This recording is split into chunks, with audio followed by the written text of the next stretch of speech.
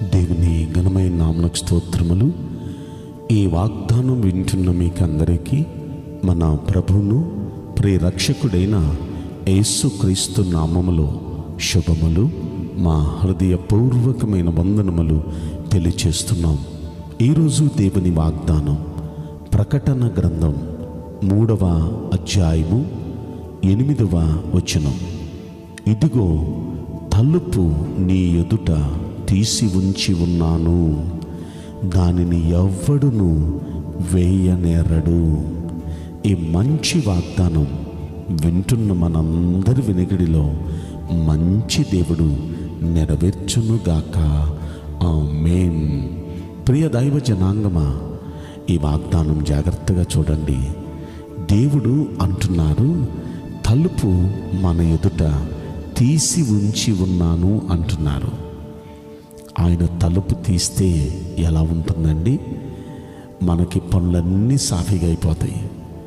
ఆయన తలుపు తీస్తే మనకు ఆరోగ్యంగా ఉంటుంది, మనకి ఆనందంగా ఉంటుంది, మన ప్రతి ప్రయత్నం సఫలమవుతుంది, మన ప్రతి ఆలోచన నెరవేరుతుంది, మన ఇల్లే ఒక స్వర్గంలాగా ఉంటుంది. ఆయన తలుపు తీస్తే, ఒక వాస్తవం చెప్పనా, ఆయన తలుపు తీస్తే ఎవ్వరూ దాన్ని వేయలేరు. ఆయనే తలుపు వేస్తే ఎవ్వరూ దాన్ని తీయలేరు. ఆయన తలుపు వేస్తే ఎలా ఉంటుంది? ఎక్కడికి వెళ్ళినా పనులు అవ్వవు, ఏ ప్రయత్నం చేసినా సఫలమవదు, ఆరోగ్యం సరిగా ఉండదు, మనస్సుకు నెమ్మది ఉండదు, పరిస్థితులన్నీ తారుమారుగా ఉంటాయి. తలుపు మూస్తే ఎలా ఉంటుంది?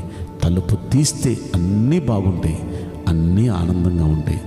ఈ రోజున ఈ వాగ్దానం వింటున్న దేవుని పిల్లలారా, మీకోసం మన కోసం దేవుడు అంటున్నారు, ఇదిగో తలుపు నీ ఎదుట తీసి ఉంచి ఉన్నాను. ఎవడు వేలేడు దాన్ని. ఆయన తలుపు తీస్తే ఎంత బాగుండు. వింటున్న మనందరి పట్ల ఆయన తలుపు తీయాలంటే మనం ఏం చేయాలి? ఇక్కడ ఆ పై వచనం మనం చూస్తే ఆయన అంటున్నారు, అదే వచనంలో ఆయన అంటున్నారు, నీ క్రియలను నేను ఎరుగుదును అంటున్నారు. మన కార్యాలు, మన క్రియలన్నీ గమనిస్తున్నారన్నమాట. ఆయన మన కోసం తలుపు తీయాలంటే మనల్ని గమనిస్తున్న దేవుని ఎదుట మన క్రియలు సరైన విధంగా ఉండాలి. మన క్రియలు ఆయన్ని సంతోషపెట్టేదిగా ఉండాలి. ఆయన్ని బాధ పెట్టే క్రియలు ఉండకూడదు. ఈ వాగ్దానం వింటున్న మనం, మన క్రియలు ఎలా ఉన్నాయి? మన క్రియలు ఆయన్ని సంతోషపెడుతున్నాయా? మన మాటలు, మన కార్యాలు, మన ఆలోచనలు, మనం చేసేవన్నీ దేవుణ్ణి సంతోషపెట్టేటట్లున్నాయా?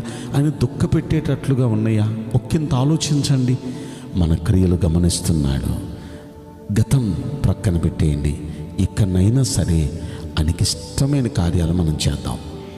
యోహాను శుభవార్తలో 8వ అధ్యాయంలో 29వ వచనంలో ఒక మాట అంటారు, నేను ఎల్లప్పుడూ ఆయనకి ఇష్టమైన కార్యములే చేయుదును గనక ఆయన నన్ను ఎప్పుడూ ఒంటరిగా విడిచిపెట్టలేదు అని. అంటే దేవునికి ఇష్టమైన కార్యాలు చేసేవారిని ఎప్పుడూ దేవుడు ఒంటరిగా విడిచిపెట్టరు, ఆయన తోడుగా ఉంటారు. కాబట్టి ఈరోజు నీ వాగ్దానం వింటున్న మనందరికీ ఆయన తోడుగా ఉండి మన కోసం దేవుడు ద్వారాలు తెరవాలి అంటే మన కార్యాలు, మన క్రియలు గమనిస్తున్నాడు. ఎప్పుడు ఆయనకి ఇష్టమైన కార్యాలే చేద్దాం. ఈ కార్యం చేస్తే ఆయనకి ఇష్టం ఉండదు అని మీకు మనసులోకి వచ్చిందనుకోండి, అవి మానేసేద్దాం. మనకు అది ఎంత ఇష్టమైనవైనా దేవునికి ఇష్టం లేని పనులు చేయటం మానేసేద్దాం. అప్పుడు దేవుడు మనల్ని బట్టి సంతోషిస్తాడు. మన కోసం పరలోకం తెరుస్తాడు, ఆయన తలుపు తెరుస్తాడు. అప్పుడు అన్నీ మనకు అనుకూలంగా ఉంటాయి. రెండవది, ఆయన క్రియలు చూచి తలుపు తీస్తున్నాడు. రెండవది ఏమంటున్నాడు అంటే, నువ్వు నా వాక్యాన్ని గైకొన్నావు అంటున్నారు. అంటే దేవుణ్ణి నమ్ముకున్న మనం దేవుని వాక్యాన్ని శ్రద్ధగా విని ఆ వాక్యాన్ని గైకునే వారిగా ఉండాలి. ఈనాడు మనలో చాలామంది చేసే పొరపాటు ఏంటంటే, వాక్యం చదువుతున్నాం, వాక్యం వింటున్నాం, కానీ వాక్యాన్ని గైకోలేకపోతున్నాం.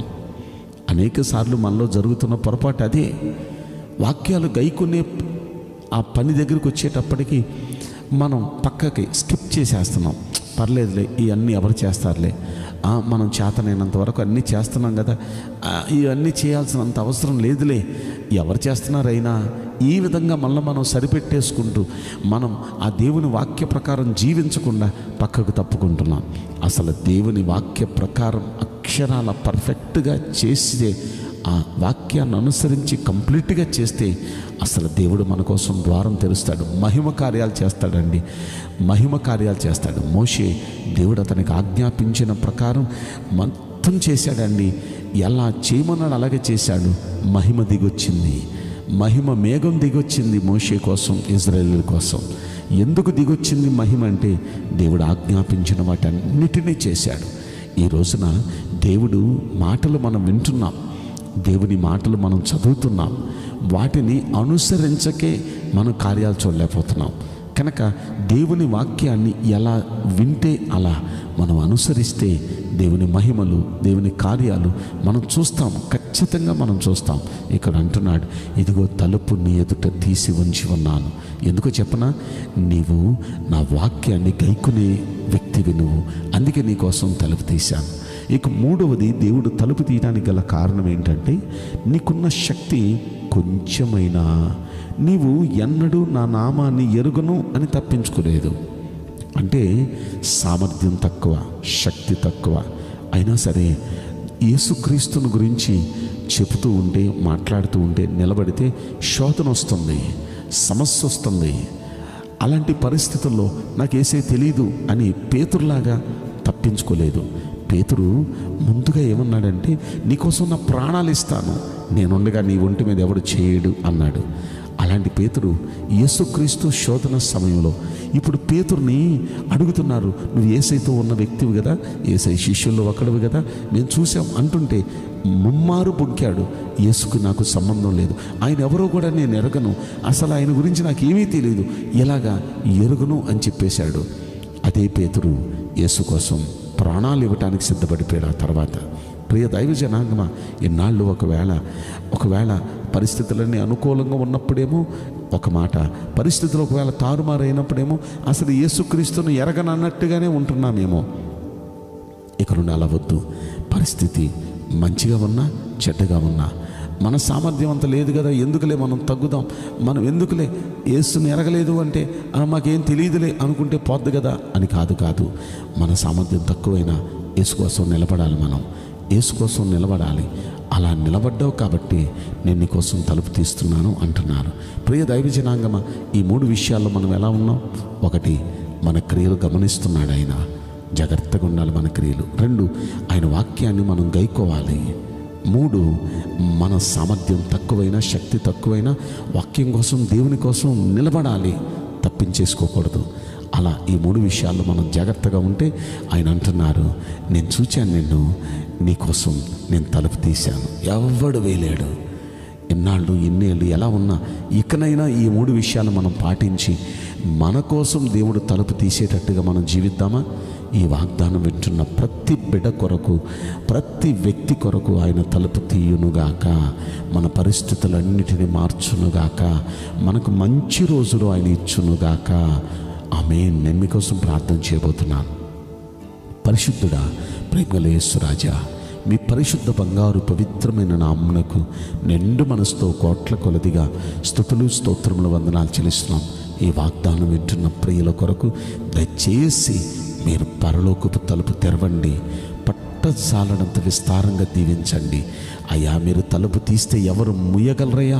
దయచేసి మీరు పక్షాన ద్వారాలు తెరిచి మంచి దేవా, మంచి కార్యాలు జరిగించమని ఈ కొద్ది మనవులు నజరేయుడైన యేసుక్రీస్తు ప్రశస్తమైన నామములో మిక్కిలి వినయముతో ప్రార్థించి బ్రతిమలాడి వేడుకుంటున్నాం ప్రియ పరలోకపు తండ్రి.